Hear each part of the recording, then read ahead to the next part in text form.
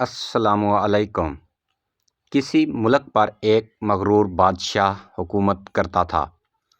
وہ ہیرے جواہرات، شان و شوکت اور اپنے جاہ و جلال کے نشے میں بدمست ہو کر رعایا کی طرف سے بالکل غافل ہو چکا تھا، اور اسے ان کی مشکلات اور پریشانیوں کی کوئی فکر نہیں تھی۔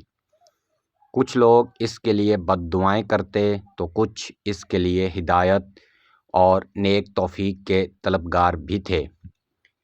ایک وقت آیا جب خدا نے رعایا کی سن لی۔ ہوا یہ کہ بادشاہ ایک دن نہایت شان و شوکت سے سپاہیوں کے لاؤ لشکر کو ساتھ لے کر شکار پر نکلا۔ جنگل میں اسے ایک ہرن نظر آیا۔ اس نے اس کے پیچھے گھوڑا دوڑا دیا۔ ہرن کا تعاقب کرتے ہوئے وہ بہت دور نکل آیا اور راستہ بھٹک گیا۔ وہ اپنے محافظ دستوں اور تمام درباریوں سے بچھڑ گیا تھا۔ ادھر انہوں نے بادشاہ کو بہت ڈھونڈا، لیکن گھنے جنگل میں مایوسی کے سوا کچھ ہاتھ نہ آیا، اور یوں بھی رعایا کی طرح بادشاہ کے سپاہی اور درباری سبھی اس کی اکڑ اور غرور سے تنگ آ چکے تھے۔ انہوں نے اپنے فرما روا کی تلاش بند کر دی اور واپس لوٹ گئے۔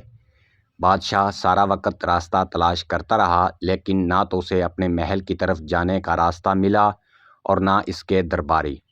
اس دوڑ دھوپ میں اسے پیاس لگنے لگی، مگر کہیں بھی پانی نہیں ملا۔ میلوں چلنے کے بعد اسے بہت دور ایک جھونپڑی نظر آئی تو وہ خوشی سے پاگل ہو گیا۔ اس نے سرپٹ گھوڑا دوڑایا اور جھونپڑی تک جا پہنچا۔ وہاں ایک بزرگ بیٹھے عبادت میں مشغول تھے اور ایک طرف کونے میں پانی کا گھڑا رکھا تھا۔ بادشاہ نے بڑی بےتابی اور خشک زبان کو بمشکل حرکت دے کر بزرگ سے پوچھا، پانی مل جائے گا ایک گلاس؟ ہاں مل جائے گا، مگر ایک شرط پر۔ بزرگ کی پرجلال آواز جھونپڑی میں سنائی دی، مجھے ہر شرط منظور ہے، میں اس سلطنت کا حاکم راں ہوں، پانی پلا دو۔ بادشاہ نے بےتابی سے کہا، مگر اس موقع پر بھی اس نے اپنی امارت کا احساس دلانا ضروری سمجھا تھا۔ پہلے شرط سن لو، پانی کے گلاس کے بدلے میں پوری سلطنت لوں گا۔ بزرگ نے درشتی سے کہا، پوری سلطنت ایک گلاس پانی کے بدلے؟ بادشاہ نے حیرت سے پوچھا۔ بزرگ نے کرخت لہجے میں کہا، ہاں منظور ہے تو ٹھیک، ورنہ یہاں سے چلے جاؤ اور مجھے عبادت کرنے دو۔ پیاس کی شدت سے بادشاہ کو اپنا دم نکلتا محسوس ہو رہا تھا۔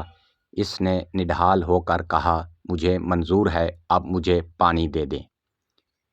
پانی پی کر بادشاہ کی جان میں جان آئی تو وہ بزرگ سے کہنے لگا، وعدے کے مطابق اب میں بادشاہ نہیں رہا، آپ میری جگہ بادشاہ ہو گئے ہیں۔ آپ میرے ساتھ محل چلیں اور تخت سنبھال کر مجھے وہاں سے رخصت کریں۔ بادشاہ کی بات سن کر بزرگ نے مسکراتے ہوئے اور ایک بے نیازی کے ساتھ کہا، جس سلطنت کی قیمت ایک گلاس پانی ہو، اس کی حقیر بادشاہت لے کر میں کیا کروں گا؟ یہ سن کر بادشاہ بہت شرمندہ ہوا۔ اسے اپنی اصلیت کا علم ہو گیا تھا اور وہ جان چکا تھا کہ واقعی انسان کے پاس دنیا